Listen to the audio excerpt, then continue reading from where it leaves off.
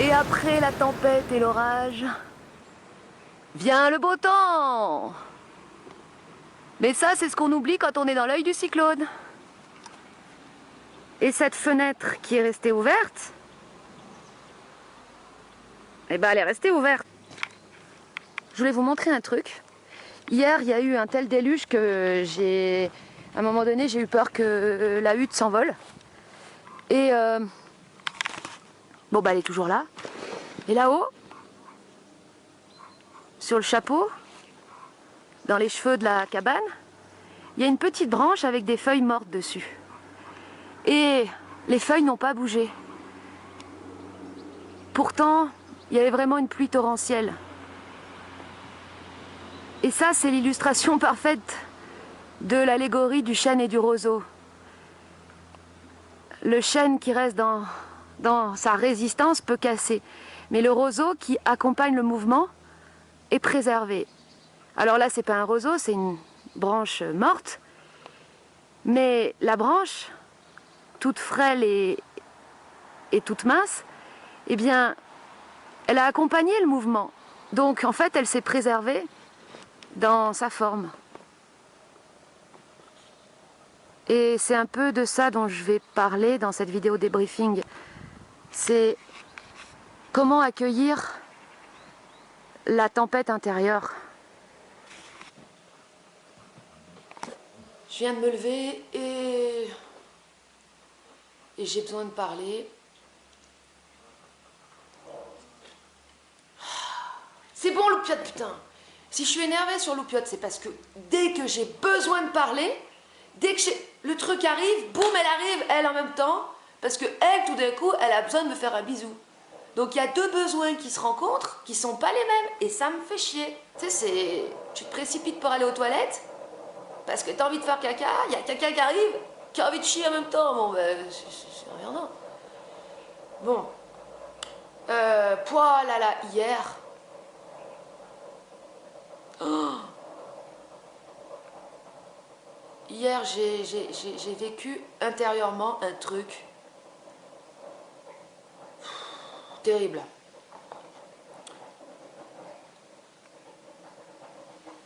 Ça a commencé vers 14 h. J'ai senti un poids qui commençait à m'appuyer sur la poitrine. Enfin, j'ai senti ma poitrine qui commençait à se compacter. Donc je me suis couchée un peu et là j'ai senti la peur. La peur se manifestait à l'intérieur de moi. Et ça devenait si intense que j'avais la sensation que mon cœur allait s'arrêter. Et je me disais, mais attends, là la peur est si forte. Le poids sur la poitrine appuie si fortement que le système cardiaque, à un moment donné, il va s'arrêter, c'est pas possible. Et alors, ça s'est amplifié comme ça, toute l'après-midi, ce truc.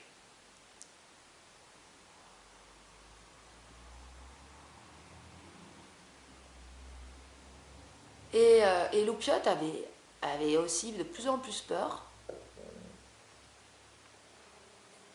Jusqu'au soir, la sensation avait encore plus augmenté. Et il y a eu un orage, suivi d'un déluge. Putain, il n'avait pas plu comme ça depuis je sais pas combien de temps. Là, le ciel est dégagé. Je fais Madame Météo. Super ta vidéo, donc du coup, c'est la météo en fait. Ouais, c'est la météo, bah... C'est la météo intérieure-extérieure. Là, le téléphone a sonné et c'était la secrétaire du contrôle technique. J'avais rendez-vous cet après-midi et elle était paniquée. Elle me disait, voilà, on a un énorme dégât des eaux et on va être obligé de reporter le rendez-vous. Je fais, ah ouais, c'est vrai qu'hier c'était costaud. Elle fait, ah, je vous fais pas dire. Ah bah je vous le fais pas dire. Ouais, là, j'ai envoyé un message à quelqu'un pour dire qu'il y avait eu cette tempête. et que j'avais été terrorisée.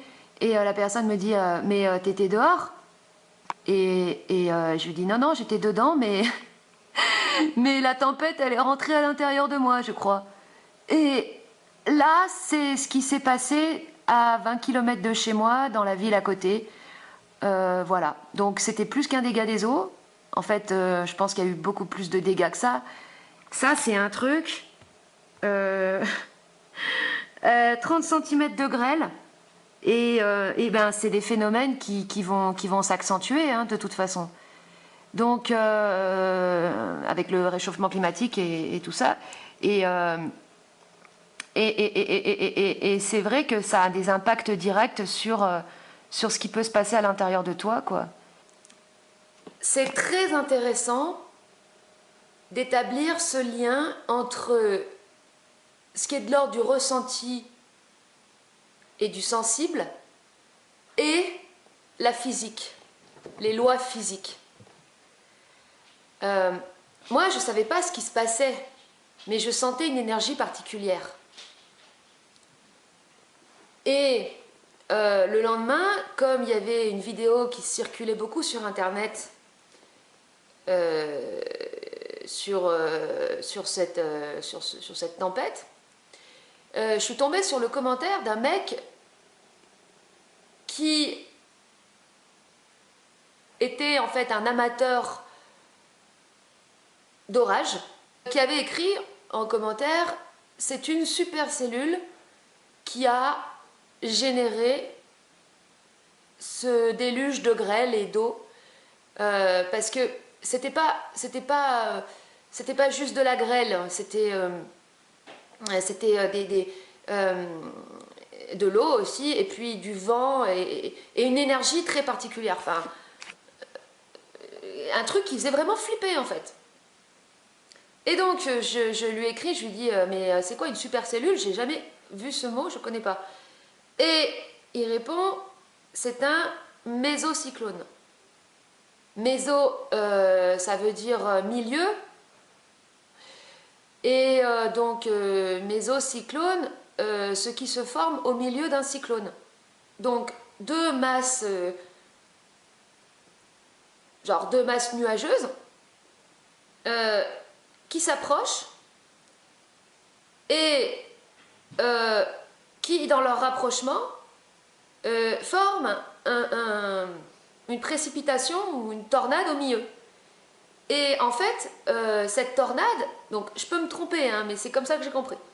Cette tornade est formée par le fait que les deux masses nuageuses sont de nature opposée. En fait, on va dire, il y en a une qui est chaude et une qui est froide. Et donc, elles sont en conflit. Et donc, c'est ce conflit entre ces deux masses qui crée ce truc-là. Ce putain de truc qui fait... Qui quand il passe, t'es là, mais wow, qu'est-ce qui se passe? C'est genre, ouais, c'est quoi, c'est la fin du monde? Parce que moi, c'était ça, j'étais là, mais c'est la fin du monde, c'est pas possible. It is the end of the world. Bon, là, je parle sur un ton très léger d'un truc qui va s'intensifier. Ces phénomènes de tornades avec enfin, je dis masse nuageuse, mais c'est pour dire une masse atmosphérique, parce que je connais pas le vocabulaire, mais des courants, en fait, des courants d'air, de nature opposée, comme ça, qui vont se rencontrer et qui vont créer des phénomènes de tornades, comme on voit aux États-Unis. Il y en aura en France de plus en plus, et en fait, le truc, c'est que les villes en France, enfin, rien n'a été conçu pour ça. Rien n'a été conçu pour ça. Parce que là, ce qui s'est passé, c'est que la grêle a bouché les canalisations, il y a eu des inondations. Ça, c'est pas très grave en tant que tel. Mais parce que cette tornade n'était pas si intense. Mais ça, quand il y a des tornades comme ça, c'est pas du tout la même chose que quand il y a des orages. Ça n'a rien à voir. Parce que ça chamboule les infrastructures, ok, mais ça chamboule les êtres, les gens aussi. Parce que là, ce qui s'est passé les extraits que j'ai écoutés, c'est qu'on entendait à la voix, à la vibration, les personnes qui parlaient. Il y avait un mec qui s'activait là pour sortir les grêlons, et on entendait à sa voix qu'il était chamboulé. Complètement chamboulé, intérieurement. Et ça, c'est... Déjà que là, on a eu des vagues de chamboulement au niveau de la société, mais là, ça va maintenant passer au niveau climatique, de plus en plus. Oh là là, ça va être... franchement, c'est que le début. Et ça va demander, en fait, de toute urgence, de travailler son centre. Tout ça, c'est très intéressant parce que, en fait, moi, de fil en aiguille, j'ai fait des liens par rapport à ma vidéo et par rapport, justement, au lien avec le centre, donc le mésocyclone, le centre, le cyclone qui se forme au centre, et le centre intérieur, parce que ce que je dis, en fait, dans cette vidéo, pour la synthétiser, c'est que, justement, le centre, il se crée par l'acceptation du balancement. C'est-à-dire que c'est parce que tu acceptes de balancer entre des énergies positives et négatives que tu peux créer ton vrai centre. Parce que les gens recherchent à être centrés, ils cherchent le centre. Donc ils sont là, ils font de la méditation, moi je suis passée par là. Tu cherches le centre, mais tant que tu cherches le centre, ou que tu cherches à être centré, tu trouves pas le centre, tu trouves juste l'autocontrôle de toi-même. Un peu comme un capitaine de... Bon là, je sais pas si je l'ai déjà dit ça, parce que c'est une image qui m'est venue, et je sais plus si je l'ai dit dans la vidéo, bon peu importe. Comme le capitaine de bateau, qui est sur son bateau dans une tempête. Il y a une vague qui se présente. Il va accompagner le mouvement du bateau. Il va pas rester droit comme un piquet. Si son bateau, il descend comme ça, parce qu'il y a la vague, ça monte, puis après il redescend, il va piquer du nez. Mais son centre va le ramener en arrière. Et le centre, comme ça, va se créer dans le mouvement, justement. Mais pour ça, il faut accepter ce balancement qui est désagréable quand ce sont justement les peurs les plus profondes qui remontent, parce qu'elles vont te faire balancer, beaucoup balancer, quoi. Si tu bloques les émotions et que tu les mets à distance, ce ne sera pas un vrai centre que tu te créeras, ce sera un centre en tension. Et il n'y aura pas de possibilité, toi, de te renouveler. Pour qu'il y ait un renouvellement, il y a besoin d'accepter, de changer d'état, de traverser des états. L'Amérique, non, des états intérieurs inconfortables. J'ai eu un autre ami au téléphone qui, lui, se trouvait à 100 km de chez moi et qui avait ressenti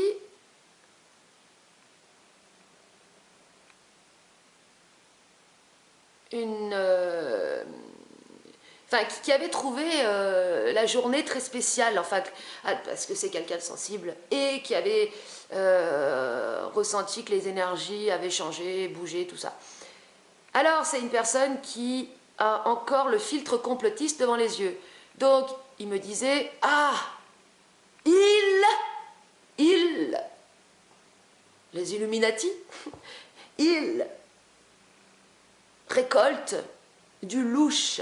Alors, le mot louche, c'est pas la marque de savon, c'est un terme qui est utilisé dans le métalangage complotiste pour désigner la matière émotionnelle qui serait extirpée des humains et qui servirait à nourrir, alimenter la matrice, comme dans Matrix.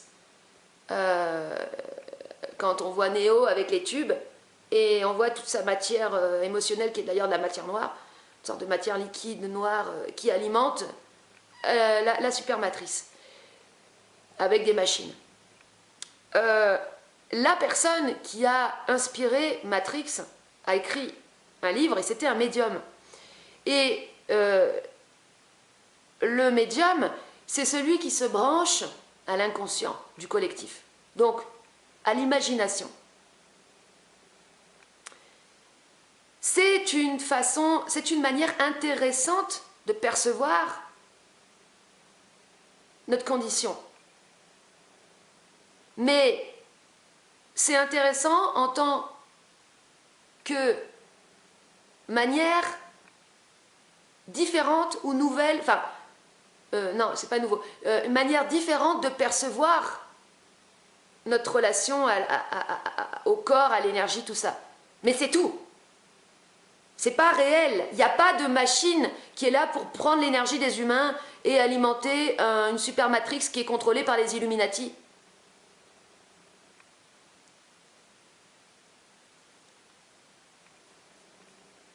Et si tu crois à ça, bah c'est une réalité pour toi.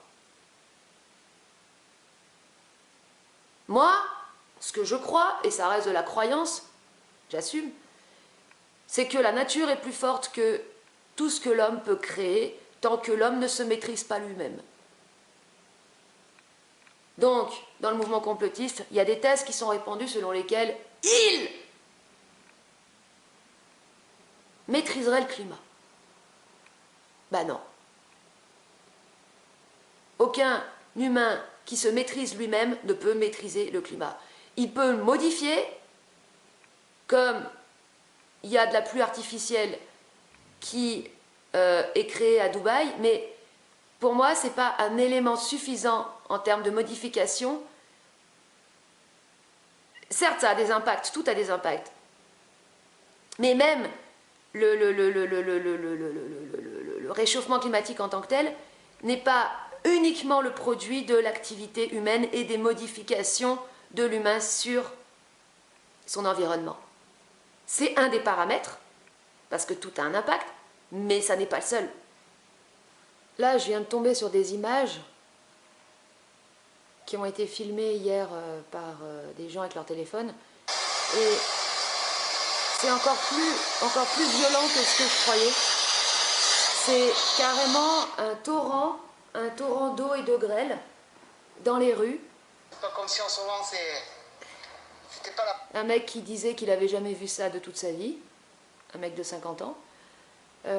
Et là, j'en parlais avec une personne qui est dans mon village aussi, qui me disait j'ai jamais eu aussi peur. J'ai jamais eu aussi peur. Moi, ça m'a activé un truc à l'intérieur que j'avais pas connu depuis très longtemps. Et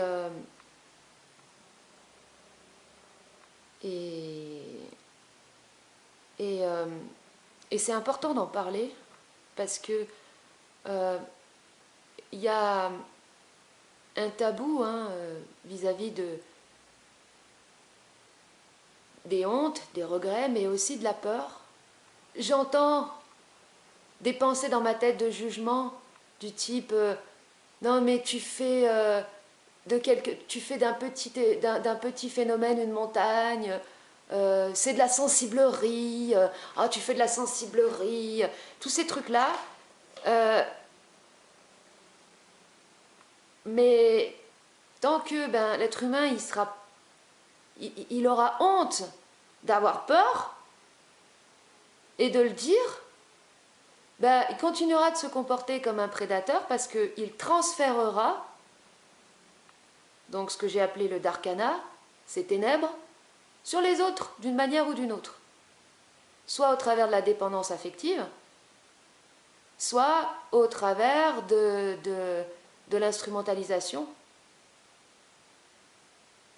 Et il suffit juste que, au moment où tu as peur, tu le renies, tu te dises non, non, non, ton surmoi ou ton système de contrôle t'envoie des pensées du style non, mais ça c'est rien, t'as pas à avoir peur, t'es pas une femmelette ou je sais pas quoi, là, ce genre de pensée, pour qu'il y ait un système de négation et ensuite un système de perversion. Parce que t'auras pas voulu voir ce truc négatif ou ce truc qui te renvoyait une image de toi comme d'un petit enfant seul dans la nuit. Quand j'étais dans ma phase complotiste, Ils nous dirigent. Ils nous veulent du mal. Je me disais, les élites, ce sont des personnes malveillantes et méchantes.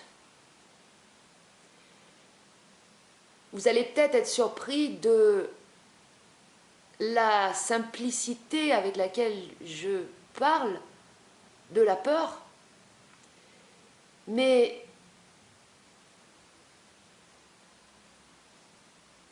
je parle simplement de la peur parce que c'est l'émotion qui a été le moins bien accueillie au cours de notre enfance. Donc, en fait, moi, je parle à mon enfant intérieur. Et ces fameuses élites qui nous veulent du mal, elles ne nous veulent pas du mal. Elles sont mal. Elles ont peur. Celui qui fait du mal à son enfant, il a peur. C'est-à-dire que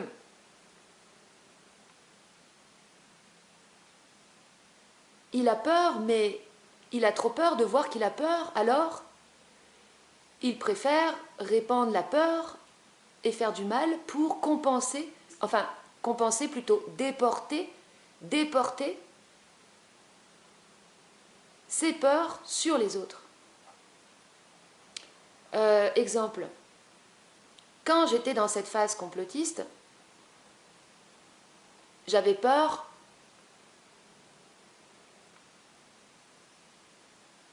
de l'effondrement. Je lisais des articles qui parlaient de la crise et de l'effondrement financier, j'avais peur. Donc qu'est-ce que je faisais? J'essayais d'alerter mon entourage et je leur faisais peur. Je croyais bien faire. Mais en fait, je déportais une peur que je n'avais pas voulu accueillir. Ensuite, quand j'ai commencé à prendre conscience de la manière dont j'étais manipulée par mes émotions, j'ai eu une première phase où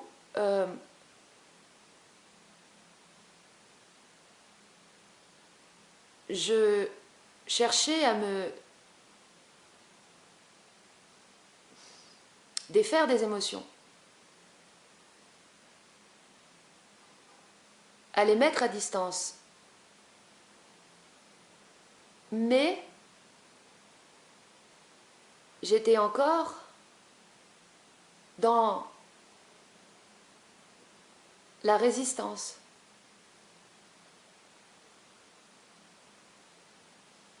Parce que finalement, elles me faisaient peur, ces émotions. Je m'en approchais un peu de certaines, notamment donc celles que j'ai appelées le Darkana, là, les ténèbres, mais je les frôlais tout juste. Et j'osais pas réellement m'engouffrer dedans. Donc, j'étais encore dans une certaine fuite. Et plus le processus d'individualisation se faisait, plus je faisais sauter des stabilisateurs et donc du coup je vivais avec beaucoup plus d'intensité certaines émotions et j'acceptais de les vivre.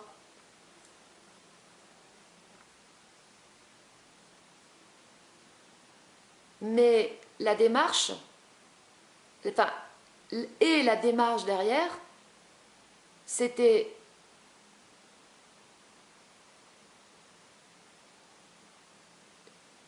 justement d'apprendre à les maîtriser en y étant confronté. Comme un dompteur de cheval, bah, il va à un moment donné être confronté au cheval.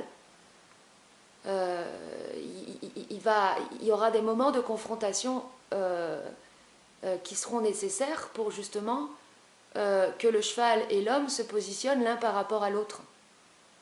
Et donc, ces confrontations avec certaines émotions, parce que finalement, il s'agissait d'une émotion. En fait, l'émotion, c'est le champ d'observation qu'on commence tout juste à découvrir, parce que c'est très riche en tant que tel.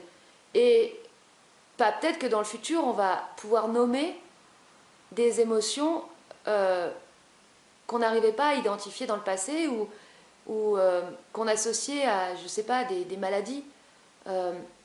Et c'est ça aussi que j'essaye de faire en ce moment, parce que je vais vous parler de mon jeu de cartes. C'est de mettre des noms et des mots à des émotions profondes ou des émotions qui font peur. Parce que le fait de les nommer, ça permet de les identifier et donc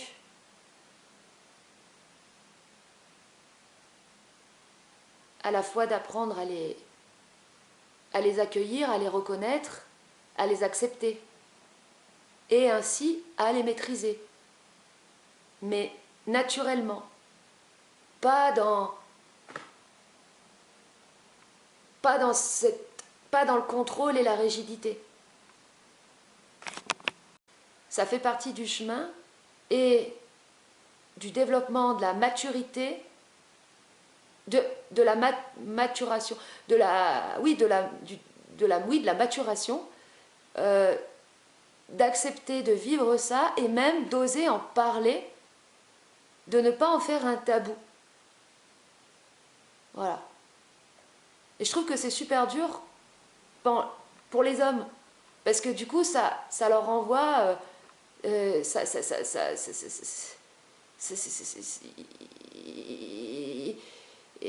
l'homme, c'est celui qui doit toujours garder la face, quoi. C'est le guerrier qui doit faire face aux difficultés et qui prend sur lui. Et il n'aurait pas le droit d'avoir peur. Pourquoi l'être humain, il est parfois si dur? Pourquoi moi-même, j'ai été parfois si dur? Parce que, tant que tu veux pas voir le visage de la peur, tu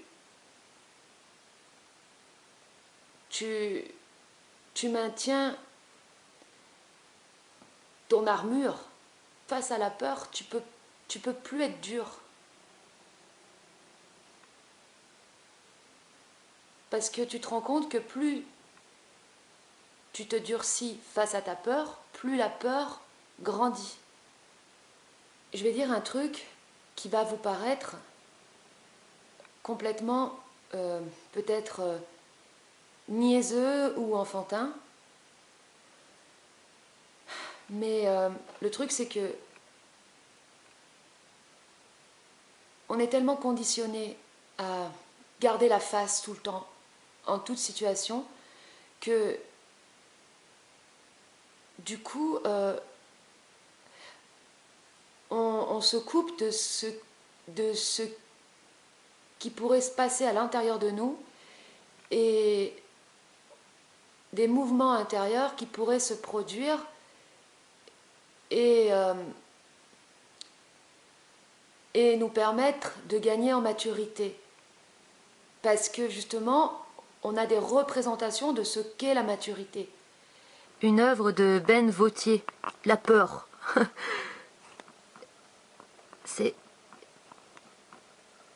écrit sur le lit, j'ai peur la nuit. Moi, ça me fait marrer. Enfin, c'est...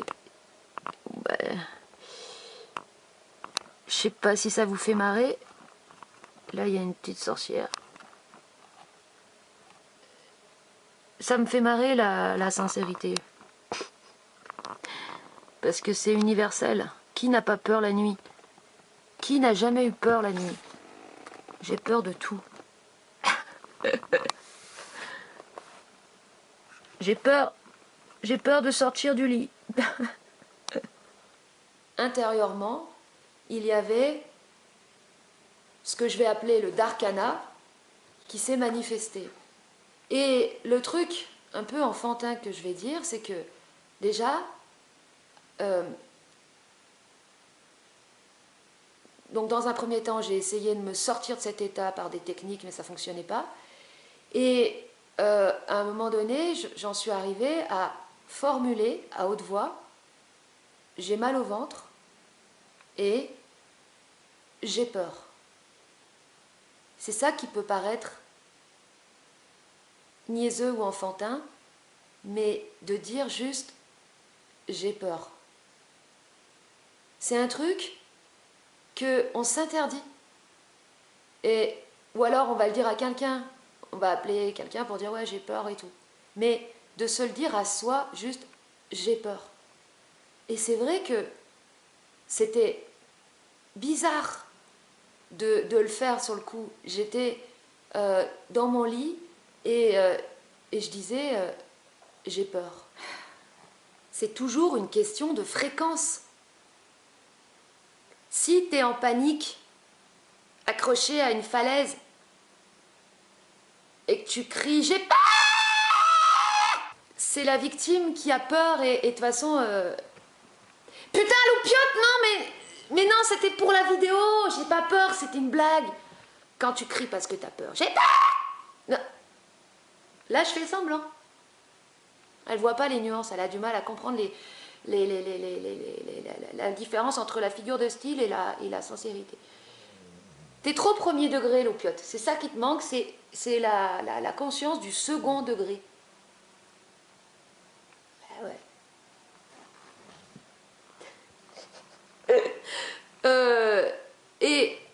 Ça, en fait, putain, c'est dur à dire.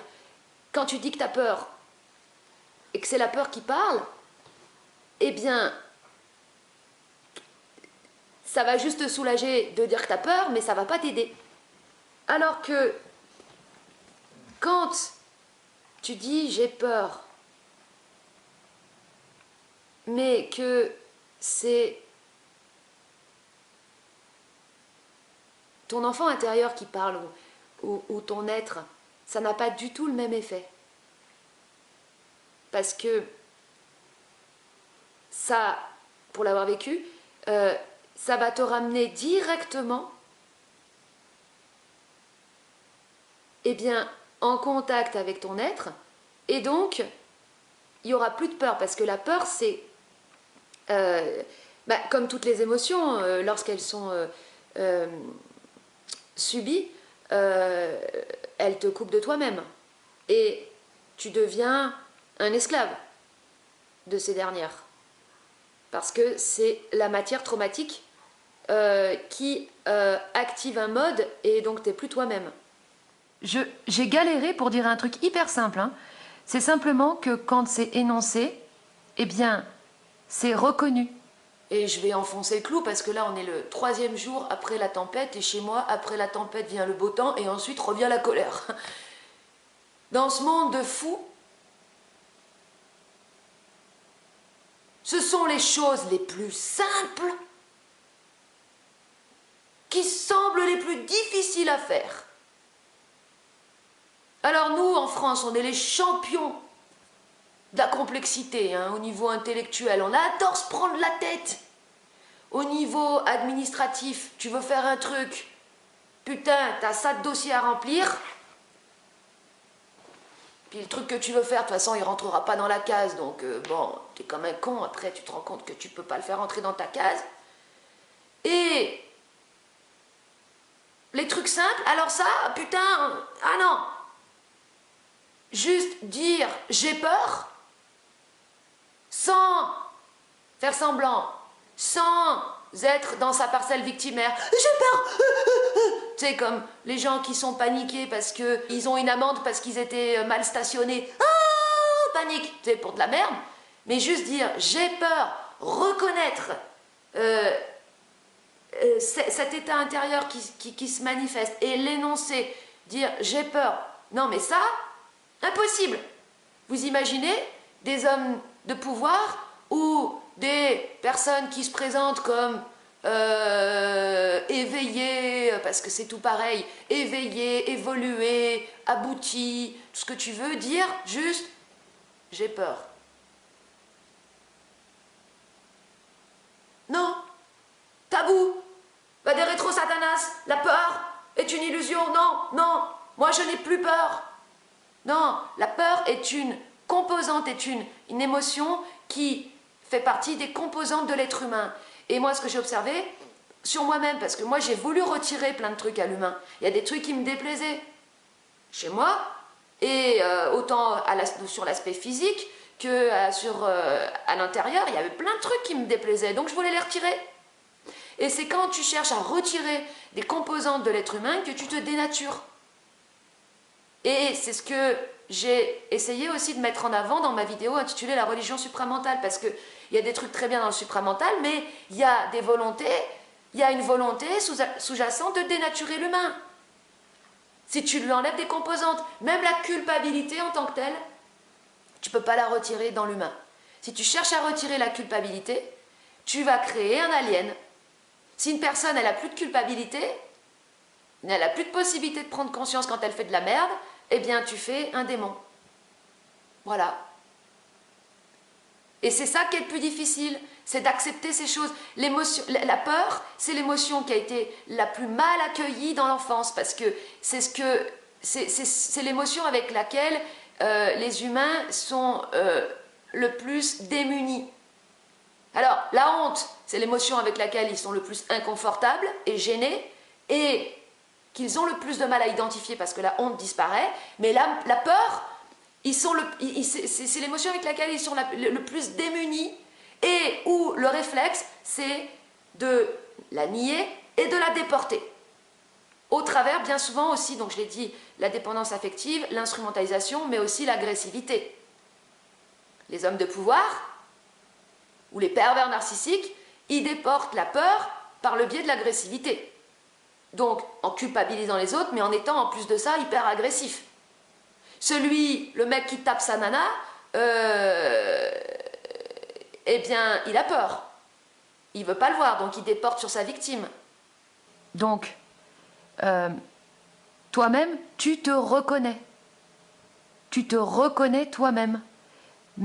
Et en même temps, tu as accepté de voir le visage de la peur. Donc, il y a une annulation de la tension intérieure et donc de la carapace, de cette protection merdique qui te protégeait mais que superficiellement de la peur. Et donc, eh bien, tout simplement, tu ne la crains plus. Voilà. Au moment où j'ai dit j'ai peur, c'est là qu'il y a eu un désamorçage de la prise et que je me suis sentie en confiance. Le simple fait de le formuler, de l'exprimer, avait une action directe sur la prise. Et je voyais bien Loupiote qui était coincée dans les chiottes, qui voulait pas sortir parce que quand elle a peur, elle va se foutre là-bas derrière. Elle n'arrivait pas à dire j'ai peur. Donc, elle continuait d'avoir peur. Alors c'est sûr que dans une situation réellement dramatique, un vrai déluge, t'es accroché au palmier sur le toit de ta maison, tu vas dire j'ai peur, t'auras encore peur. Mais là, je ne peux pas parler de quelque chose que je ne connais pas. Enfin, j'ai connu des situations réellement dangereuses. Là, c'était pas réellement dangereux. Mais ce que je sais, c'est que pour avoir vécu des situations réellement dangereuses, la peur s'amplifie tant qu'elle est bloquée, contenue, et que justement, on cherche à garder la face et à rester courageux. Parce que dans cet effort et cette tension, il y a une menace de casser. Alors que justement, déjà le simple fait de crier et ensuite d'énoncer, dénoncer ce qui se passe à l'intérieur, ça change en fait la nature de la relation que tu as avec ce qui se passe à l'intérieur de toi.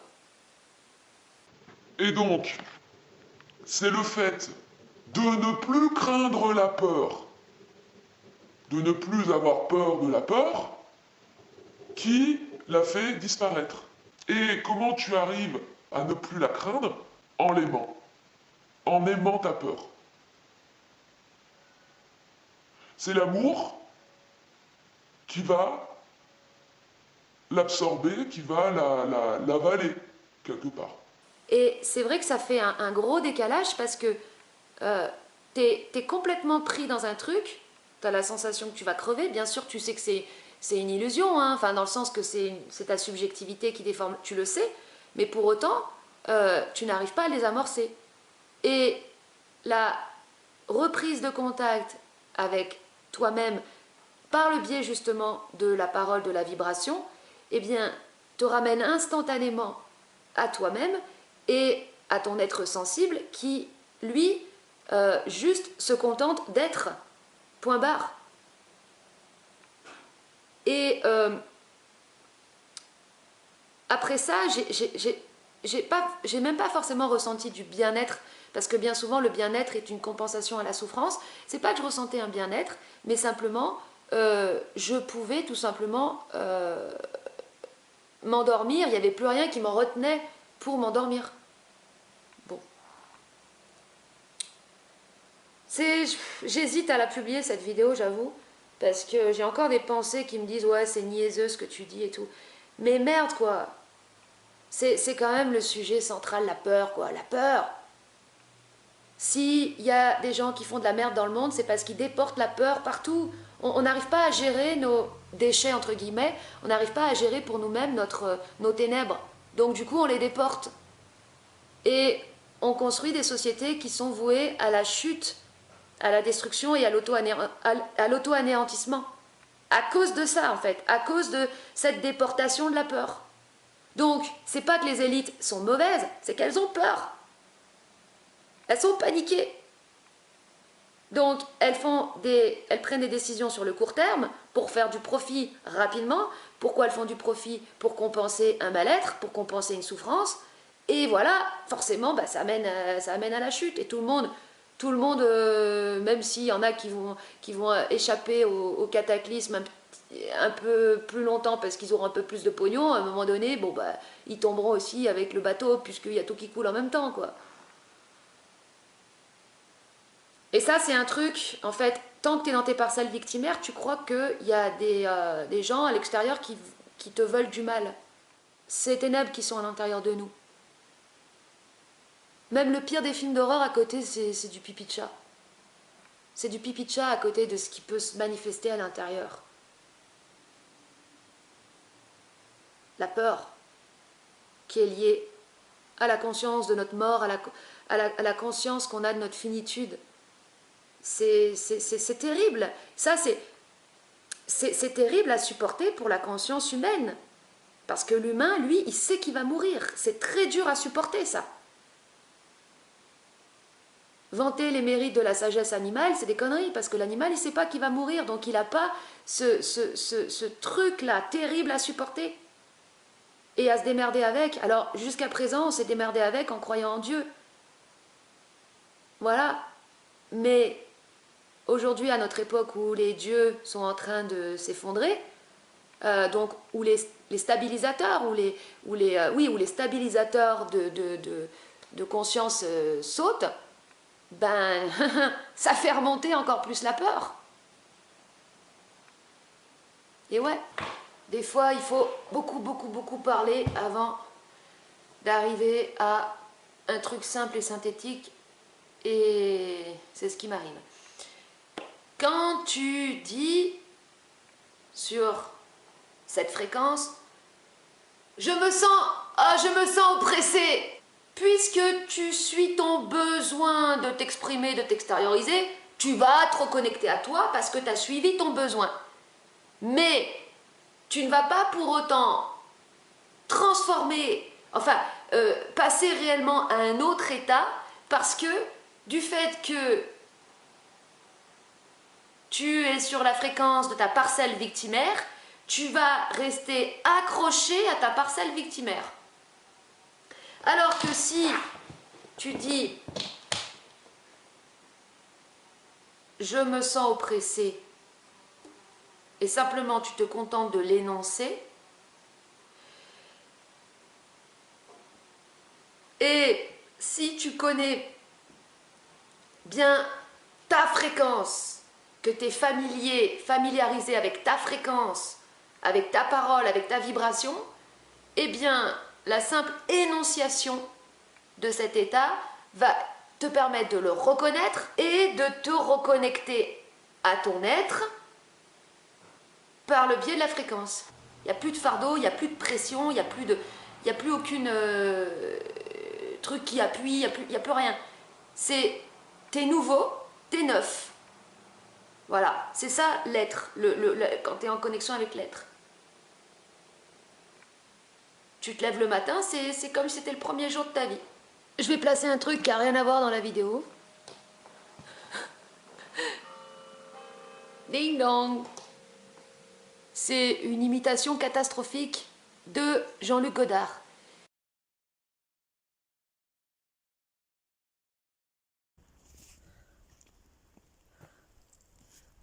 Le cinéma, c'est 24... Ah! Le cinéma... Ah, j'y arrive pas, putain, c'est chaud. J'essaye de faire un hommage à Jean-Luc Godard. Le cinéma, c'est 24 fois la vérité par seconde. Pourquoi vous donnez des informations contradictoires? Dites que vous ne savez pas. Dites que vous ne savez pas. Le cinéma. Ah, c'est dur. C'est 24 fois le mensonge par seconde. Le cinéma, Ah, mais c'est trop dur, putain. Je suis pas faite pour les imitations. Le cinéma, c'est 24 fois la vérité par seconde. Qu'est-ce que c'est? Ah, je sais.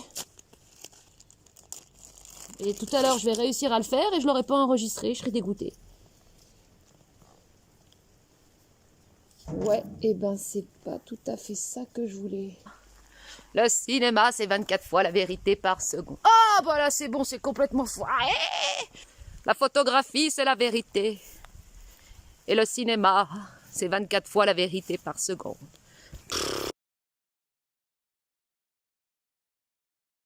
Merci Jean-Luc de m'avoir fait souffrir avec tes films. Parce que j'ai tellement souffert que je m'en rappelle.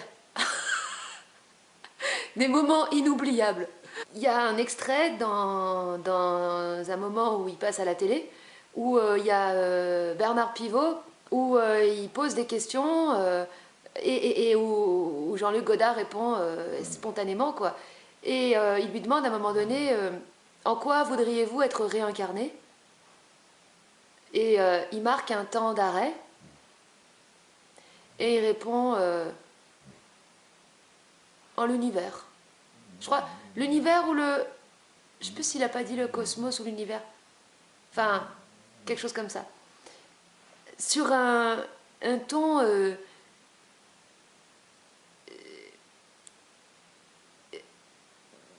banal en fait, genre c'était sincère ce qu'il disait.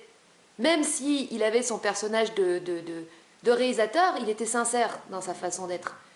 Et pourquoi je dis ça? Parce que tout à l'heure, en fait, j'ai imaginé que je me réincarnais en tornade, enfin en orage comme celui qui s'est abattu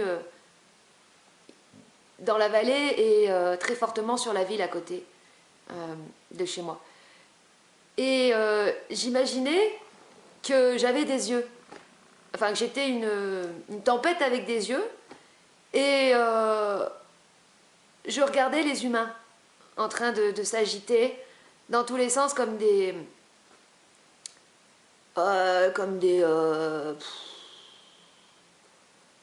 je sais pas moi, comme des animaux, apeurés.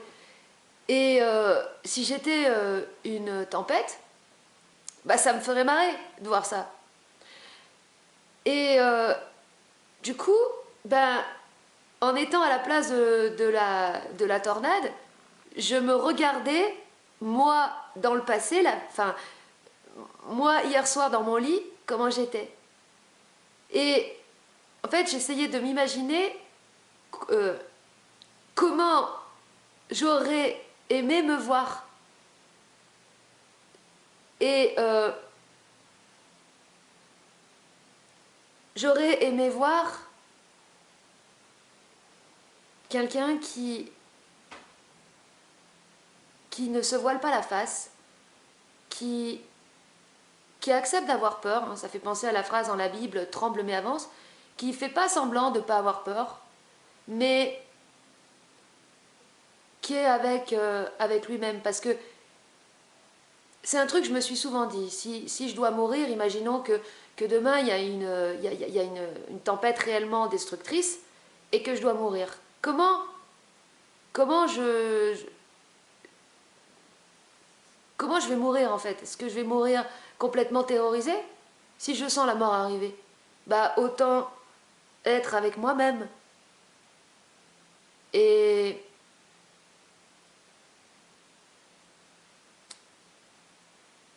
parce que même une seconde avant la mort, t'es encore en vie. Hein, c'est la fameuse phrase de La Palisse, avant sa mort, il était encore en vie. Là, je suis en train de faire un jeu de cartes.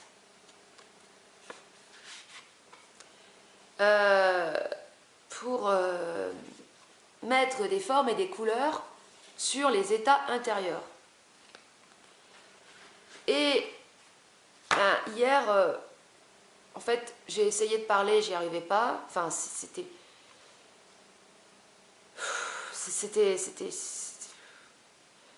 Il n'y avait aucune technique hein, qui fonctionnait pour désamorcer le truc. Je fais de la méditation. Par la méditation, oui. Moi, je faisais de la méditation.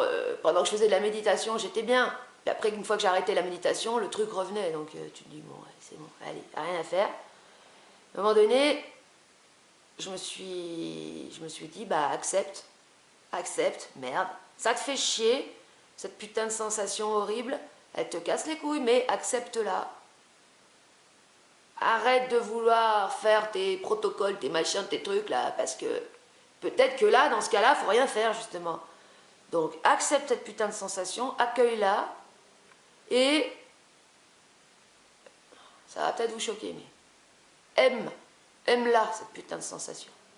Aime-la, cette sensation d'oppression qui te donne la sensation que tu vas crever. Démerde-toi, j'en ai rien à foutre, c'est ma conscience hein, qui me parlait. Elle ne parlait pas comme ça, hein, mais c'était juste des pensées. Démerde-toi pour l'aimer, parce que c'est une sensation parmi les sensations, c'est un état intérieur parmi les états intérieurs, et si tu le rejettes, ben, tu rejettes une partie de toi-même. Si tu acceptes, si tu choisis d'accepter et d'accueillir tes émotions et tes ressentis, tu dois tout accepter, le package. Donc, j'ai arrêté de vouloir trouver des solutions au truc. Et enfin, j'ai arrêté de vouloir fuir cet état ou transformer cet état. Parce qu'à force de dire oui, il faut se transformer intérieurement, la transformation intérieure, moi, dès qu'il y a un truc désagréable qui se manifeste, boum, je veux tout de suite le transformer. C'est dans le... C'est logique, hein. Quand tu as quelque chose de désagréable, tu veux plus la... Ouah.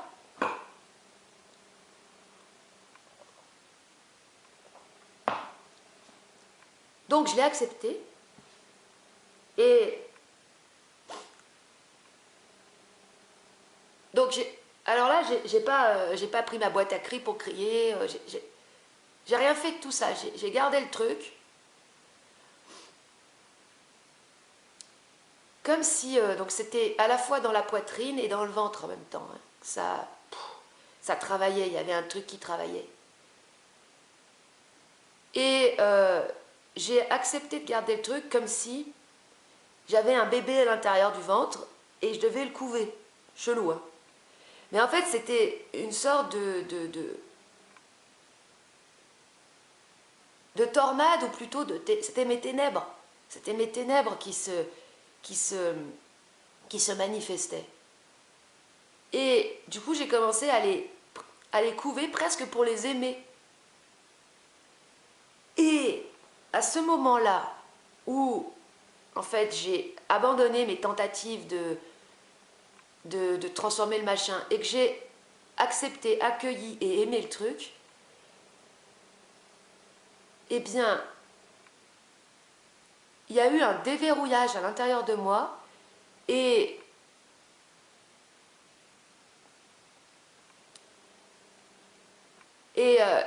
ça, c'est une sensation qui est assez étrange. Je pense qu'il y en a certains qui l'ont déjà vécu, mais je me suis mise à sourire. Il y a ma bouche qui a formé un sourire, mais c'est pas moi qui voulais que ça sourie. Ça souriait tout seul. Ah, pas en mode Joker, genre... truc. Non, mais... en mode naturel, en mode le sourire du bien-être.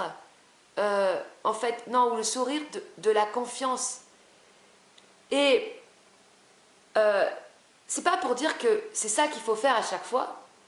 C'est pour dire qu'en fait, la manière... En fait, c'est pour dire que, déjà, il n'y a jamais de solution et de méthode, vraiment. Il faut rester à l'écoute de soi tout le temps, dans tous les états. Et la solution que tu vas apporter est différente, nouvelle, par rapport à des situations que tu as connues dans le passé similaires, bah c'est ça qui va fonctionner.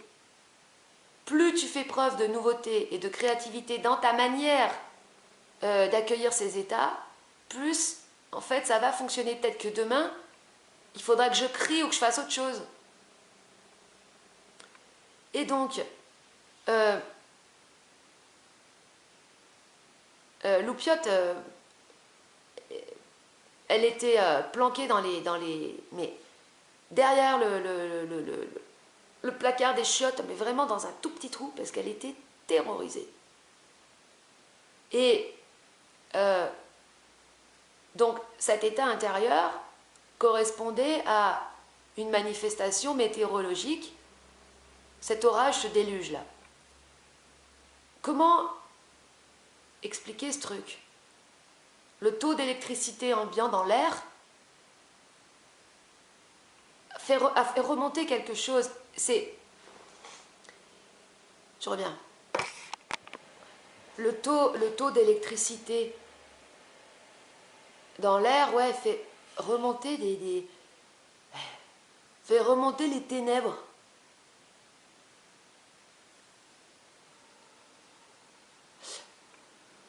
Mais même chez Loupiote, quoi, c'est ça qui est... Bon.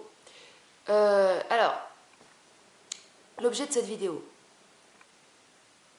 c'est que hier, enfin déjà avant-hier, il y a un mot qui m'était venu. Et ce mot, alors c'est trop... En fait, la vie, c'est ouf, hein, parce que tu réalises que tout est...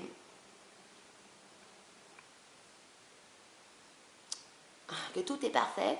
Non, mais avant-hier, j'étais en train de dialoguer avec Yo dans les commentaires, et il y a un mot qui m'est venu pour désigner, justement, la confrontation de l'être humain avec ses ténèbres. Ce mot, c'est Darkana. Et je ne savais pas que le lendemain, j'allais rencontrer le Darkana, justement. Et, vous savez, par rapport au fait de parler, le fait de parler et de s'enregistrer, je peux vous garantir que c'est hyper utile. Parce que dans les moments comme ça, où c'est terrible ce que tu traverses, eh bien, tu as besoin de penser, hein, justement, la pensée, parce que quand tu es affolé, tu vas dans le mental réflexif. Et si tu n'es pas suffisamment structuré intérieurement, tu vas partir dans des trucs délirants, quoi. Et quand tu penses justement à des trucs que tu as pu dire avant,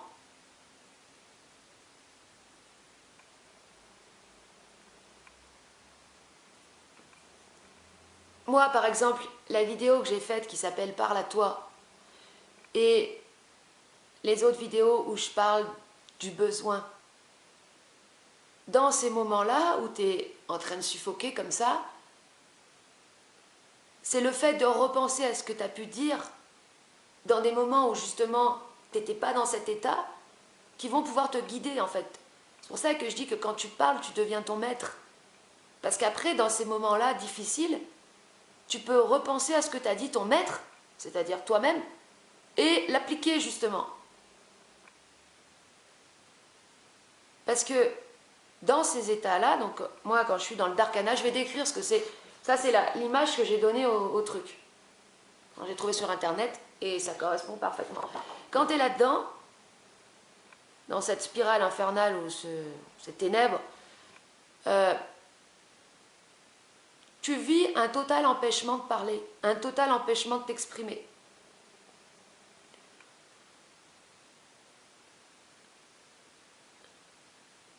Et c'est tel que moi, enfin, et c'est tellement perturbant que t'oublies tout. Enfin, tu sais plus quoi faire.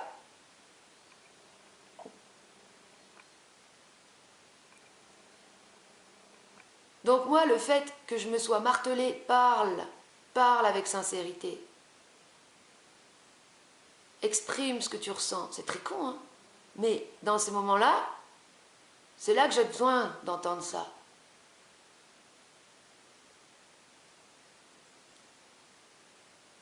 Alors, ce qui s'est passé après que j'ai eu accepté le truc,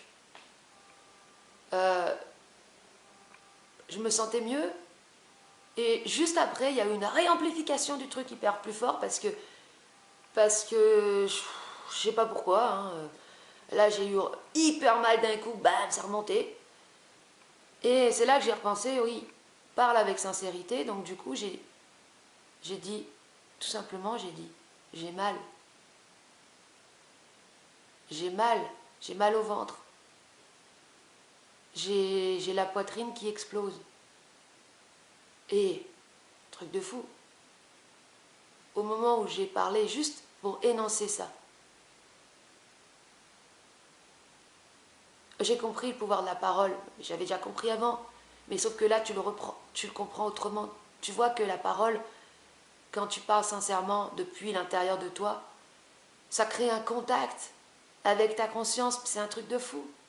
Pourquoi, quand tu vas pas bien, tu veux tout de suite appeler quelqu'un? Parce que moi, j'ai eu le réflexe, hein. Vite. Le 50-50, appelle un ami. Vous prenez 50-50, vous êtes sûr, c'est votre dernier choix? Non, appelle un ami. Ouais, appelle un ami, je ne l'ai pas fait. Je ne l'ai pas fait. J'aurais pu appeler, mais je n'ai pas fait. Parce que ma conscience me disait, enfin ma conscience me disait, j'avais une voix dans la tête qui ne parlait pas, mais une pensée importante, une pensée qui fait que quand tu l'écoutes, ça fait plus l'ombre d'un doute. C'est ça, la petite voix. C'est pas que tu entends une voix, mais c'est qu'il y a une pensée, et puis tu sais quand tu l'écoutes cette pensée que oui, bah, oui, voilà. La pensée me disait, n'appelle personne, parce que là, tu es en train de vivre une épreuve que tu dois traverser seul, et ta capacité à supporter seul cette épreuve te fera grandir en confiance, en dignité, et ça fait partie de ton processus. Et je savais que si j'appelais quelqu'un, j'allais foirer le truc. Donc, j'appelle personne. Parce que le truc c'est... Ouais, je vais le dire après. Donc, Oui, je me suis mise à parler. Parce que, en fait, je savais que si je criais ou j'essayais de transformer le truc par l'expression, j'allais retomber dans un mécanisme. Parce que, ben, ça allait devenir une technique. Et donc, du coup, ça ne fonctionnerait pas. Parce qu'une technique, ça manque de sincérité. Une technique, c'est mécanique. C'est pas sensible, une technique. Donc, j'ai simplement parlé pour dire j'ai mal au ventre. Et là, dans cette parole, c'est comme si je crée, oui, un contact avec ben, mon double. Ou si je faisais arriver mon double. C'est vrai que ce terme double, il est parlant parce que quand vous le vivez, ça, vous avez vraiment la sensation qu'il y a une autre partie de vous qui vient et qui est là avec vous, en fait. Donc, la sensation de solitude qui vient accentuer la torpeur, ça disparaît. Et tu te sens enveloppé de quelque chose, mais c'est pas l'amour inconditionnel de la source, hein, ça c'est pour... Non, c'est simplement une conscience qui observe sans jugement et qui t'apporte la confiance que ce que tu vis est nécessaire, est intelligent, même si toi, tu es persuadé du contraire. Une conscience qui t'amène comme pensée, tu comprendras pourquoi tu as vécu ce que tu as vécu plus tard, mais pour l'instant, vis-le et accepte de le vivre.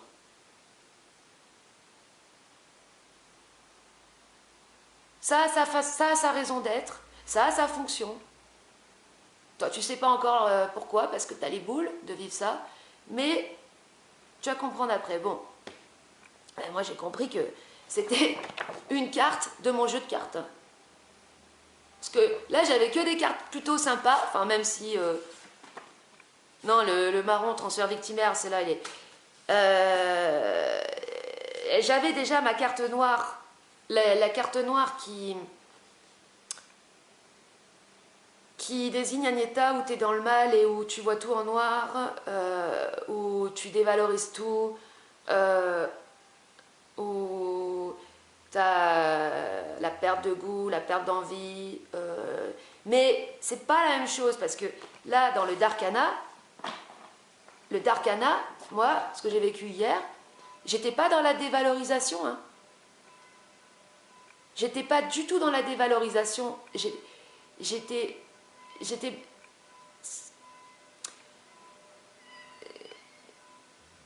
ça, la carte noire, c'est quand tu vois tout en négatif. Parce que tes peurs et tes insécurités créent une subjectivité sur tous les trucs, enfin sur tout quoi. Mais ça, c'est pas pareil. Ça, c'est vraiment putain de spécial. Alors, le Darkana, je vais décrire ce que c'est. Donc, je répète, c'est un mot que j'ai inventé. Enfin, il existe déjà, hein, mais c'est le mot qui m'est venu comme ça. Le Darkana,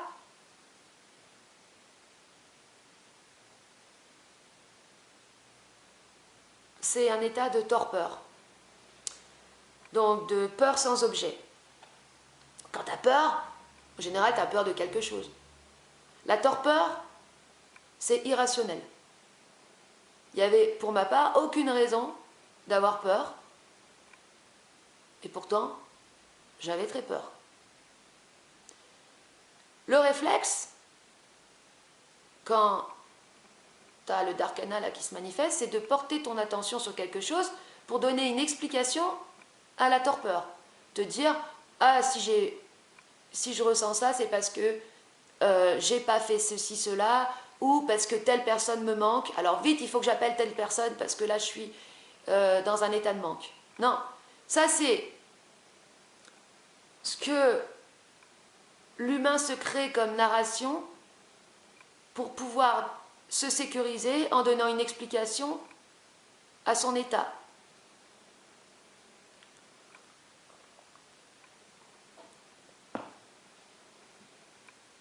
Le deuxième réflexe, quand il y a ce truc qui se manifeste, eh bien, c'est de vouloir le fuir. Donc, regarder des trucs pour se marrer, rigoler, faire de la méditation, crier, voilà. Sauf que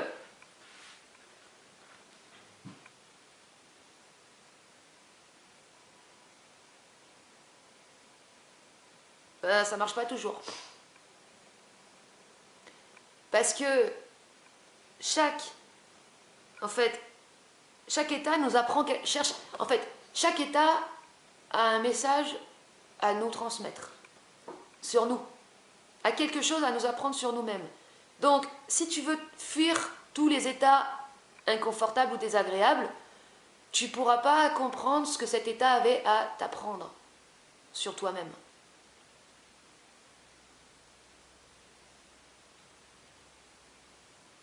Moi, ce que cet état m'apprend sur moi-même, c'est que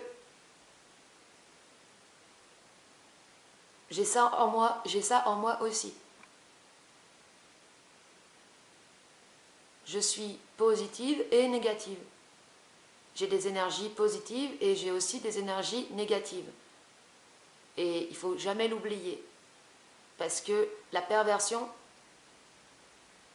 ça repose sur la dissimulation de tout ce qui est négatif, hein. Les hontes, les regrets, mais aussi le darkana. Les pervers, que ce soit des spirituels ou des pervers narcissiques, pervers narcissiques au sens vraiment les gens qui font du mal, mais les spirituels, c'est la même chose, parce que ils vont toujours bien. Tout est amour et lumière. Mais non, ça c'est de la perversion, parce que dans l'humain, il y a du bon et du moins bon. Il y a ça aussi, il y a ce truc-là aussi. C'est ce qui fait notre particularité, notre étrangeté. Dans l'imagerie de la culture New Age,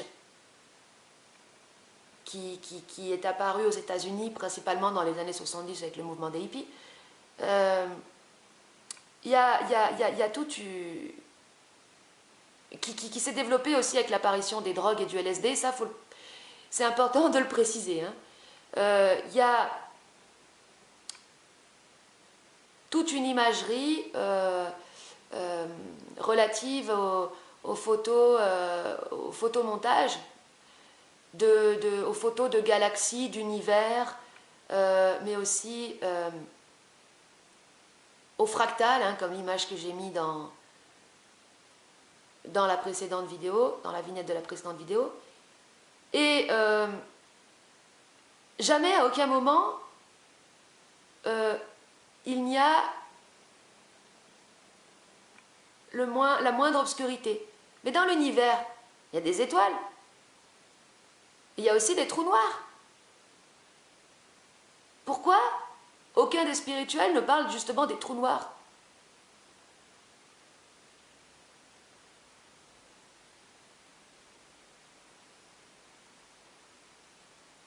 Parce que c'est autant à l'extérieur de nous qu'à l'intérieur de nous, si on est l'univers.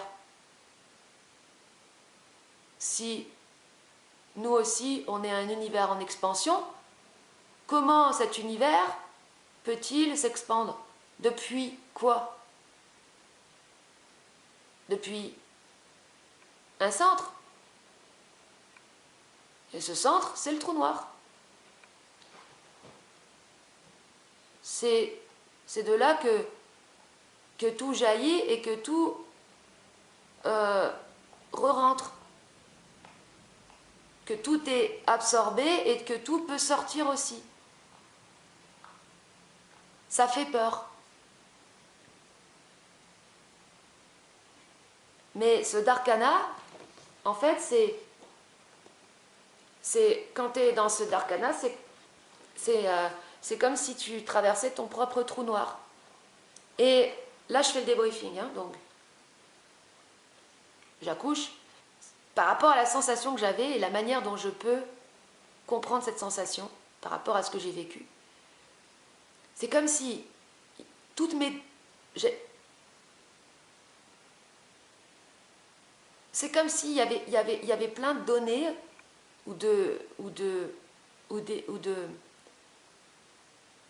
ouais, des données en moi qui étaient absorbées, détruites, pour pouvoir,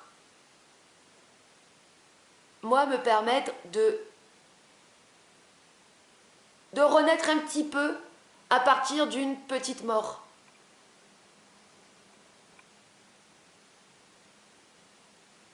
Bon, en fait, c'est ça, c'est des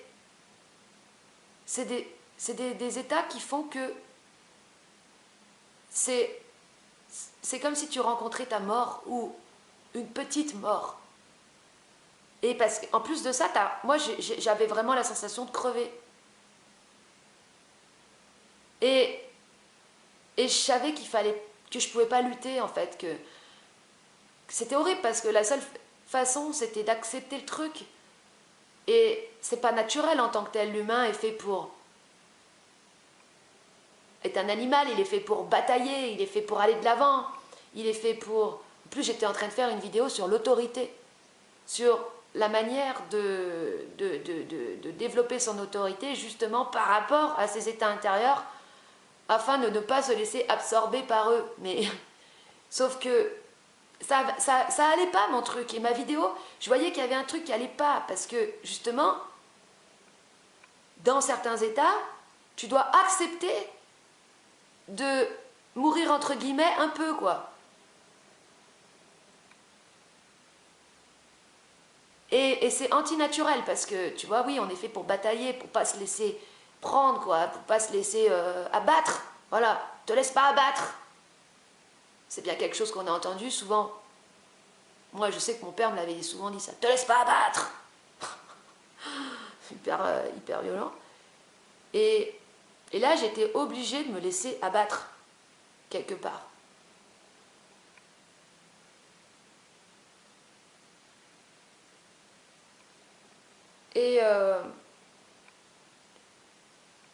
Et cette petite mort, eh bien, en fait, elle permet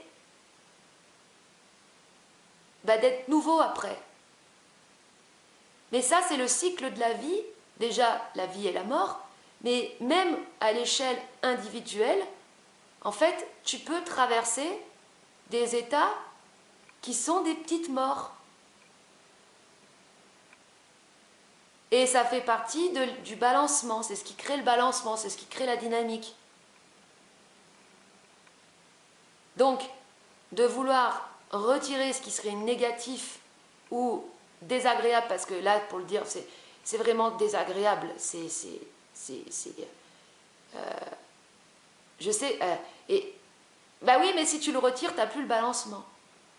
Et j'avais déjà vécu, mais de manière différente, ce type d'état où tu as la sensation de crever. Mais j'ai eu cette sensation de crever de manière... À chaque fois, c'est différent. C'est comme si tu crevais de manière différente pour pas que... C'est différent pour pas que ton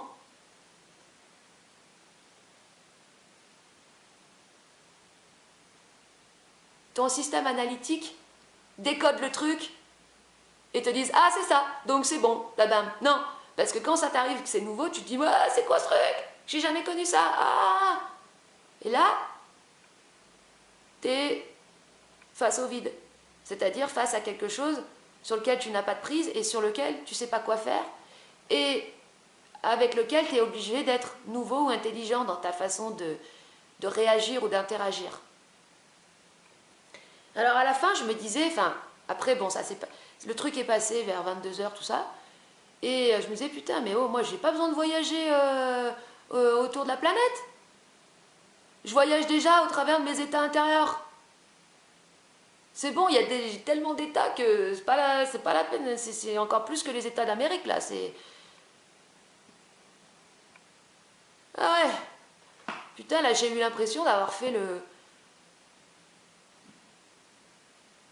un road trip en enfer, quoi. Et ouais.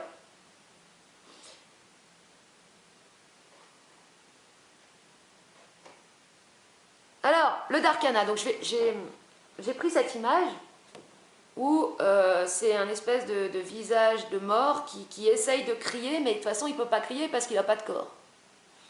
C'est un visage de fumée. Et bon, ça c'est des trucs que je ne pouvais pas m'empêcher de penser dans ma tronche. C'est que je ne pouvais pas m'empêcher de comprendre ce que c'était que ce truc. C'est vrai que j'arrive pas, j'ai du mal à... C'est vrai que j'ai du mal à lâcher prise, hein, c'est par hasard si je me prends autant la tête avec le lâcher prise, mais j'ai du mal à m'abandonner, moi, c'est un truc que ouais. Et c'est pour ça que j'ai peur de la mort. J'ai peur de la mort parce que la mort, c'est un truc où... c'est un truc. La mort, c'est un truc. Bah, c'est un truc où là, pour le coup, tu lâches prise, hein, mais tu peux pas faire autrement, quoi. Et j'aime pas ça. Parce que j'aime être maître. Je veux être maître de moi-même. Enfin, voilà. Mais bon, des fois, t'as pas le choix, c'est comme ça casse les couilles, ça fait chier. Ça fait chier l'ego. Oui, là, pour le coup, ça fait chier l'ego. Parce que l'ego, c'est quoi? J'ai oublié de le dire dans la précédente vidéo. Je dis, c'est un contour, une limite qui est fixée à la conscience. Sinon, si tu n'avais pas d'ego, bah, tu aurais une conscience expansive en permanente. Quand tu pourrais te dire, tiens, et si j'essayais de voler en sautant du 10e étage, après tout, parce qu'il y a des gens qui prennent des drogues, qui vivent un dépassement de l'ego, et après ils essayent de voler en sautant par la fenêtre. Bah bing, ils tombent par terre, parce qu'il y a les lois de la pesanteur. Donc l'ego, c'est relié aux lois physiques relatives à notre plan d'existence, la 3e dimension, je crois, c'est ça, hein, 3e ou 4e, enfin je sais. Donc,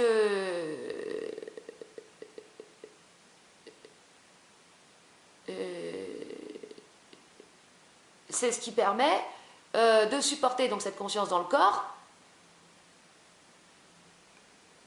avec en concomitance aux lois physiques. Parce que l'esprit, lui, l'esprit ou la conscience, c'est illimité, mais le corps, c'est limité.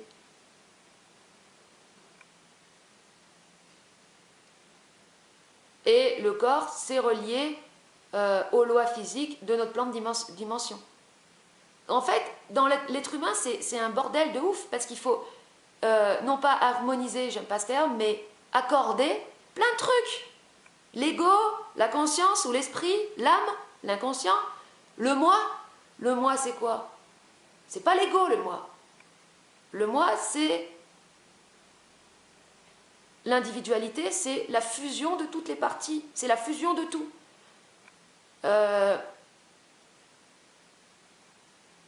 L'être, alors l'être, il peut, tu peux être, même si tu as plein de personnages autour de toi. C'est-à-dire qu'à partir du moment où tu t'exprimes sincèrement, tu es avec ton être.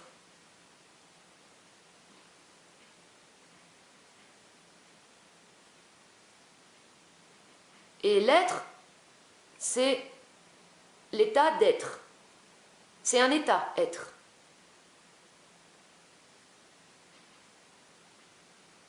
Et je fais une petite parenthèse par rapport à mon sujet sur l'autorité, je le place là, mais être, c'est autoritaire.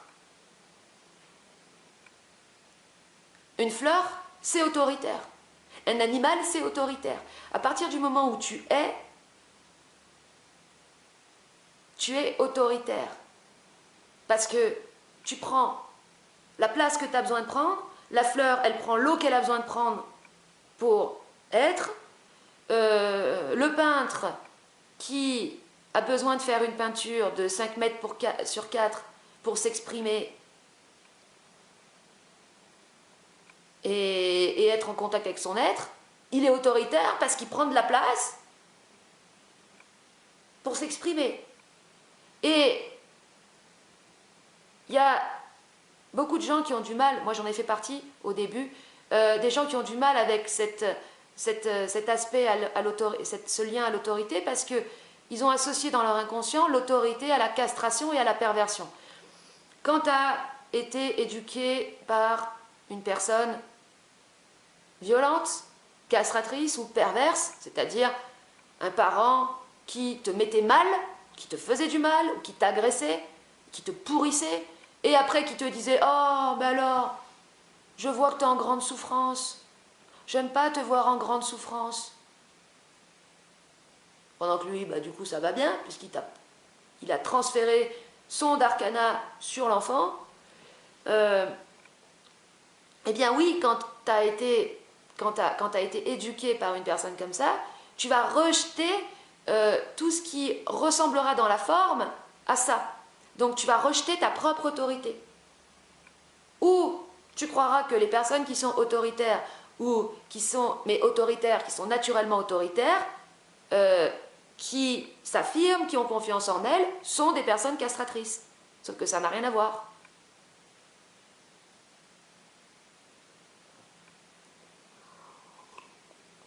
Bien au contraire, plus une personne est en contact avec son être, dans son autorité naturelle, plus elle va être sympatoche. Mais réellement sympatoche. Je ne pouvais pas m'empêcher de comprendre ce que c'était que ce truc.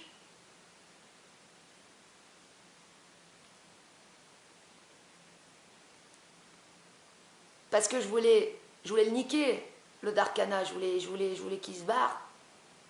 Donc mon réflexe, c'est par la compréhension, j'analyse le truc et je le mets à distance. En le mettant à distance de moi, il n'a plus de prise sur moi. Ouais, mais en fait, quand je faisais mes cauchemars de zombies, où il y avait plein de zombies qui venaient sur moi, je ne pouvais plus bouger et je me faisais dévorer, le rêve s'arrêtait, enfin, toute cette illusion disparaissait au moment où j'acceptais de me faire bouffer et où j'avais confiance en moi. Putain, mais c'est ça! Et c'est la même chose. Au moment où j'ai arrêté d'avoir peur de la peur, ou peur de la torpeur, où j'abandonnais pour m'en remettre, non pas à Dieu, ni à Jésus le Sauveur, mais à moi-même. Et là, putain, mais c'était un truc de fou dans le rêve, parce que, alors là, t'avais, comme dans les rêves, dans les films où t'as les ombres qui disparaissent, le truc, blou, il n'y avait plus de zombies, plus rien. Et ce Darkana, c'est la même chose. C'est un truc qui te pousse à l'intérieur, qui remonte toutes tes peurs, tes torpeurs les plus enfouies. Donc, c'est quoi? C'est à la fois de la matière noire, de la matière traumatique, de la matière de non-expression, parce que quand ça se manifeste, t'as l'impression que tu peux plus parler, hein, que tu peux plus crier, tu vois, t'as la poitrine, ça appuie, t'es comme ça, voilà, ça c'est la matière noire, matière de non-expression, ou de non-être. On en a tous, puisque de toute façon, on a tous vécu, encore une fois, des situations qui nous ont soit traumatisés, soit dissociés, et même un enfant qui grandit dans un cadre bienveillant, tout ce que tu veux, avec des parents intelligents et machin, tout ce que tu veux. De toute façon, il vivra des situations où il sera dissocié, où il y aura de la matière noire qui rentrera en lui, parce que on a besoin de cette matière, c'est notre centre. Le truc, c'est que la fonction de ce Darkana, c'est de t'amener à l'intérieur de toi. Pas à l'introspection pour analyser pourquoi ci, pourquoi là. Non, non. Sensiblement à l'intérieur de toi. Là, tu es vraiment à l'intérieur. Quand le trou noir il se manifeste, là, le Darkana il se manifeste, là, tu es à l'intérieur. Là. Tu peux plus, en plus, tu n'as plus moyen de fuir nulle part. Tu peux pas. Parce que la force, elle te ramène au-dedans. Hier, j'ai essayé de fuir, hein. Impossible.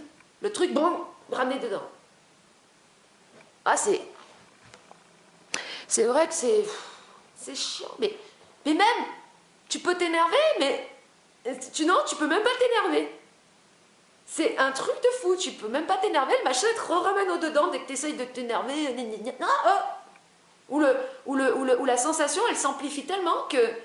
Ah ben non, ne pas t'énerver. Oh la vache, ce truc, putain. Et, attends, donc c'est la matière noire traumatique. Et c'est aussi autre chose, la pulsion de mort. Ça, donc le terme pulsion de mort, c'est un terme qui est utilisé en psychanalyse, mais moi, j'ai pas regardé ce que les psychanalystes disaient parce que le concept me parlait, et j'avais besoin de le comprendre par moi-même. La pulsion de mort, je dirais que c'est en fait un phénomène de magnétisme intérieur qui fait que nous sommes attirés par la mort. C'est-à-dire, nous sommes attirés par même ce qui est négatif ou ce qui est destructeur ou autodestructeur. Tout être humain a ça en lui.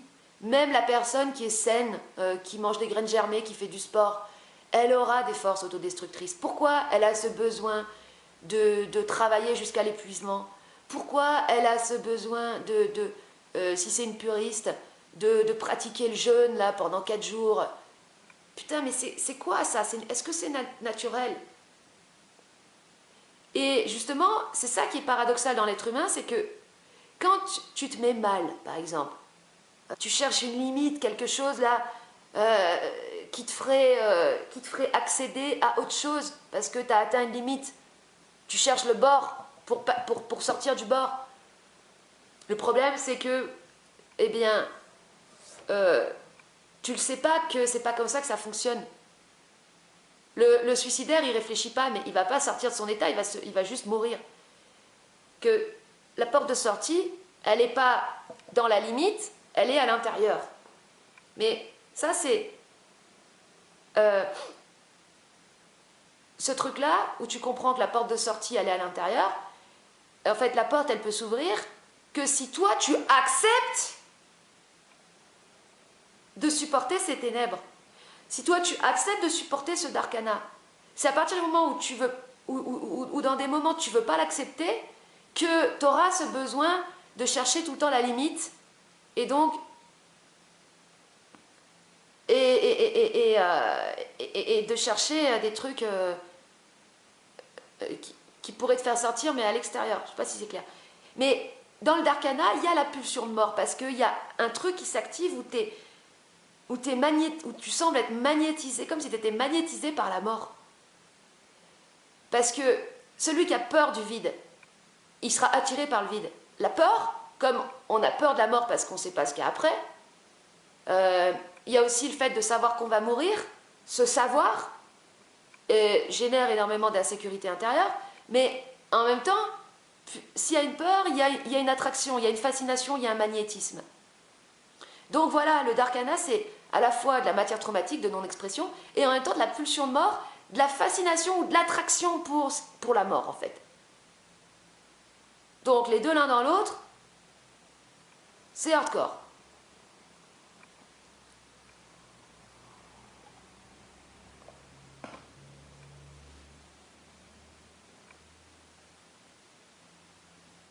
Et en fait, bon, il n'y a pas vraiment de conclusion à cette vidéo, juste que finalement, cette vidéo, en fait, au travers de cette vidéo, je contredis tout ce que j'ai pu dire avant, parce que dans ce moment-là, moi, je savais que je ne pouvais pas, que la seule chose que je pouvais faire, c'était d'accepter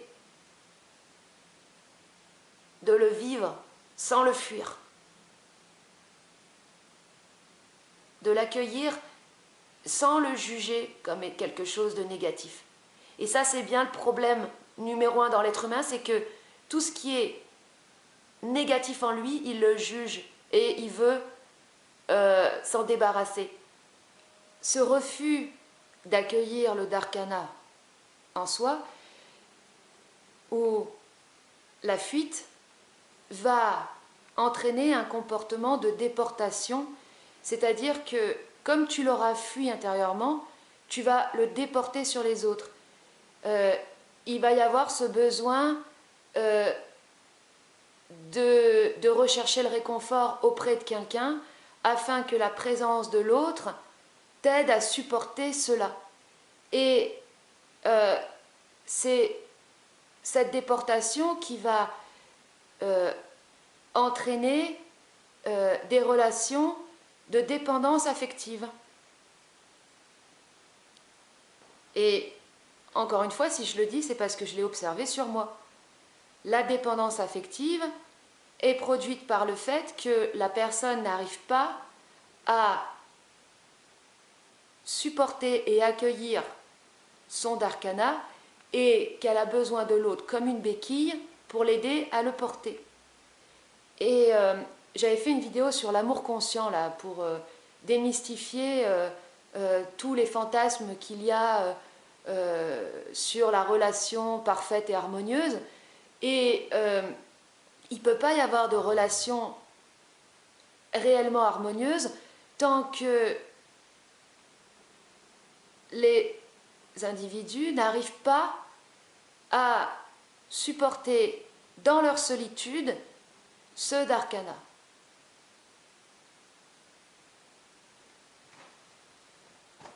Et je me suis observée hier, hein, mais ça va vite dans les pensées et la réflexion de croire que de croire que en fait c'est parce que tu as besoin d'être avec quelqu'un. Non, ce que tu as besoin, c'est de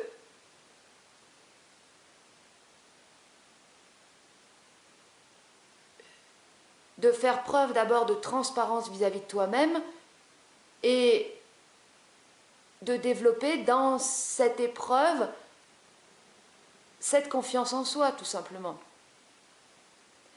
Il y a quelques jours, je suis tombée par hasard sur un tout petit extrait d'une vidéo d'une femme qui parle et je suis hyper agréablement surprise de constater qu'il y a de plus en plus de gens qui parlent et cette personne, je ne me rappelle plus son nom, mais elle parlait de maturité émotionnelle. Elle disait, voilà, je m'adresse aux personnes qui aspirent à développer une maturité émotionnelle. Et ça, ce terme, il est resté, je le trouve très intéressant, très intelligent, parce que c'est justement ça que... C'est cette maturité émotionnelle que justement tu peux développer en acceptant de traverser ces états particulièrement inconfortables, en te retenant de faire appel au réconfort de quelqu'un. Et je dis ça parce que la perversion, c'est diabolisé aujourd'hui, mais tout le monde est pervers. Moi, j'ai connu des personnes extrêmement gentilles, extrêmement bienveillantes, animées de toutes les meilleures intentions qui soient, qui étaient perverses parce que, n'arrivant pas à accueillir et supporter ce darkana par elles-mêmes, elles avaient constamment besoin du soutien de l'autre et dans ce soutien, eh bien, se comporter comme des vampires énergétiques. Et moi-même, je l'ai été plein de fois.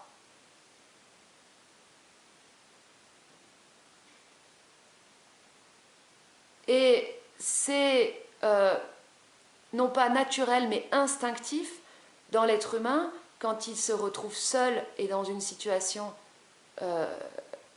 difficile, de vouloir à tout prix demander le secours de quelqu'un d'autre.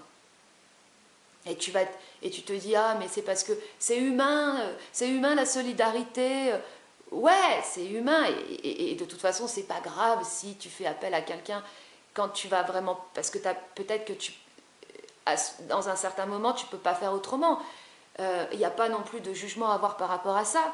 Mais en fonction de ce à quoi toi tu aspires. Est-ce que tu aspires à cette maturité émotionnelle? Si tu aspires réellement à cette maturité émotionnelle, tu vas réaliser à ce moment-là que tu dois faire face à cette solitude et à la torpeur qui forcément va rejaillir du fait que tu es seul.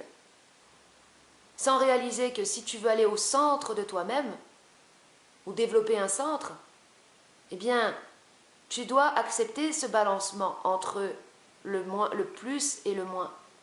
Le centre, il se crée comme ça, par un équilibre. C'est comme si tu balances, tu acceptes le balancement entre le plus et le moins. Dans un processus d'individualisation, de toute façon, comme tu vas faire sauter les compensations, les couches, les amortisseurs, voilà, tu vas faire sauter les amortisseurs, tu vas avoir un balancement. Alors, normalement, quand il y a des amortisseurs, tu balances plus. Mais bon, là, tu vas faire sauter plutôt les stabilisateurs. Tu vas faire sauter les stabilisateurs. Tu vas avoir le balancement ça va balancer entre le plus et le moins, vachement plus. Et c'est parce que ça peut balancer que tu peux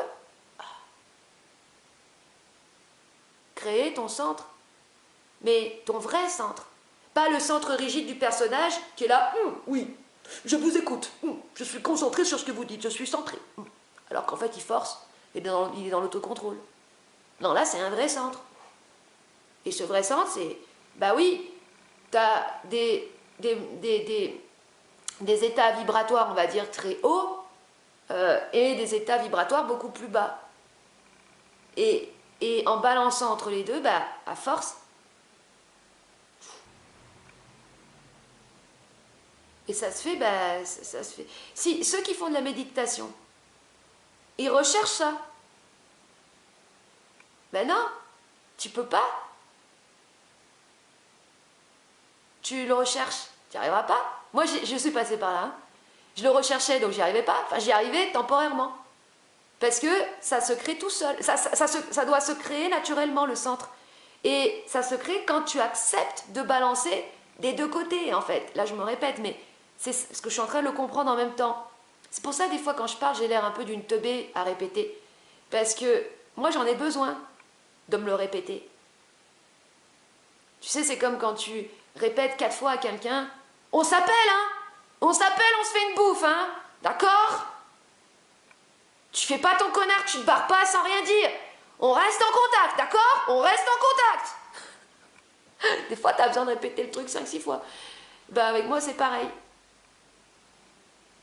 Parce que, là, je me le répète, parce que, bon, bah là, je vais super bien, on va dire. Là, j'ai traversé la tempête. Donc, après l'orage vient le beau temps. Aujourd'hui, ça va être une super journée pour moi, je le sais. Ça va être productif, je vais faire plein de trucs et tout. Et je vais être là, pop, tac, tac. Ouais, sauf que ça peut revenir. Mais maintenant, je saurais, parce que là, avec mon débriefing, il y a mon capitaine de bord qui est en train de me dire, hello, quand tu vas retourner dans la tempête, sache que ça, c'est pas mauvais, c'est juste ton balancement dans la polarité négative qui va te permettre ensuite de recréer encore plus ton centre. Et d'amener encore plus de confiance en toi. Voilà. Merci le Darkana. Oh, sans déconner. Les outils fonctionnent quand tu te les crées par toi-même et pour toi-même.